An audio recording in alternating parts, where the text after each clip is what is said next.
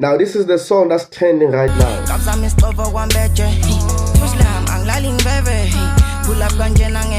So special about this song is that it's pure South African, and also it's one of those songs that you can play at Groove or at family gatherings where they didn't listen to hip-hop or they didn't believe in hip-hop. They said hip-hop is too American. Now you can say, yo, pass me the aux, let me play this jam. Those type of songs that you can play while you're chilling with your parents. Those type of songs that you can play while you're chilling with even the piano pros. You can play this song with your piano pros and they'll vibe to this song. Quellas are fire when they touch on that V-neck bag. And this is a V-neck bag that I was talking about. Also, it shows the power of collaboration. When last have you seen two South African hip-hop DJs coming together, being a group and giving us such amazing music? Hip-hop used to unite, but also it needs to be relatable. This song is relatable. Now, I don't have to listen to Maskandi to listen to a fire song. I can listen to a hip-hop song that has all the elements of Umaskandi. Now, all the Zulu bros are like, okay, we finally have a place with hip-hop where amabhinqa azosipha umculo omnandi, where they can wear their outfits, where they can show off. Even the music video was shot KwaMai.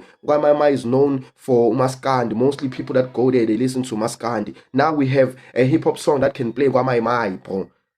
Ah, come on.